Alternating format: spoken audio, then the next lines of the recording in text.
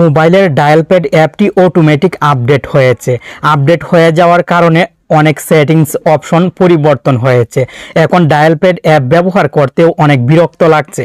আপনার মোবাইলের dial pad অ্যাপটি যদি অটোমেটিক আপডেট হয়ে থাকে তাহলে অবশ্যই কমেন্ট করে জানাবেন।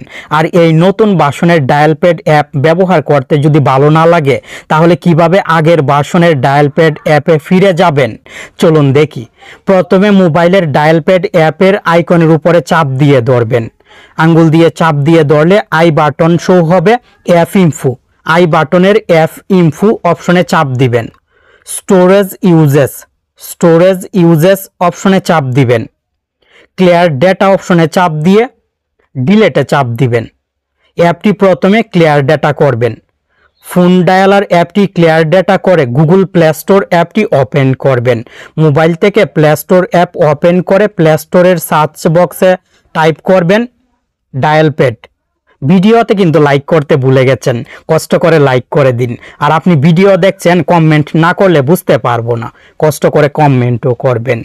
এখানে অনেক ডায়াল প্যাড অ্যাপ চলে আসবে। ফোন বাই গুগল, মোবাইলের ডিফল্ট এই ডায়াল প্যাড অ্যাপটি খুঁজে বের করে নামের উপরে ক্লিক করবেন। দুইটি অপশন থাকবে, আনইনস্টল এবং ওপেন। আপনার মোবাইলের গুগল প্লে স্টোরে ফোন বাই গুগলে ওপেন লেখা না থাকলে হয়তো আপডেট লেখা থাকবে। আপডেট অথবা ওপেন লেখা থাকবে। এই অপশনের পাশের আনইনস্টল অপশনে চাপ দিবেন। আনইনস্টল, আবার আনইনস্টলে চাপ দিবেন। অ্যাপটি কিন্তু মোবাইল থেকে আনইনস্টল হবে না। নতুন যে ভার্সন অটোমেটিক আপডেট হয়েছে, ডায়াল প্যাডের নতুন যে ভার্সন অটোমেটিক আপডেট হয়ে সেটিংস পরিবর্তন হয়েছে, সেই আপডেট আনইনস্টল হবে। আনইনস্টল কমপ্লিট করে ব্যাকে চলে আসবেন। এখন মোবাইলের পাওয়ার বাটনে চাপ দিয়ে ধরবেন। রিসেট, এই আইকনটি রিসেটে নিয়ে রাখবেন। মোবাইল অফ হয়ে অন হবে। ভয় পাওয়ার কারণ নেই, মোবাইল থেকে কোনো কিছু ডিলিট হবে না, মোবাইল অটোমেটিক অন হয়ে যাবে। মোবাইলের স্ক্রিন লকের পাসওয়ার্ড চাইবে, আপনি পাসওয়ার্ড দিবেন। এখন মোবাইলের ডায়াল প্যাড অ্যাপটি ওপেন করবেন।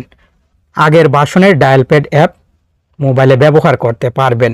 এই যে দেখুন, আমার মোবাইলে পুরাতন ভার্সনের ডায়াল প্যাড অ্যাপটি চলে এসেছে। এইভাবে আপনি নতুন ভার্সনের অ্যাপ পরিবর্তন করে আগের ভার্সনের ডায়াল প্যাড অ্যাপ ব্যবহার করতে পারবেন। এই ট্রিক্সটির মাধ্যমে আপনি আগের ভার্সনের ডায়াল প্যাড অ্যাপ মোবাইলে যদি এখন ব্যবহার করতে পারেন তাহলে অবশ্যই কমেন্ট করে জানাবেন।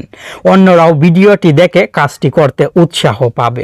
ভালো থাকুন, সুস্থ থাকুন, টেক অন বাংলা চ্যানেলের সাথে জুড়ে থাকুন।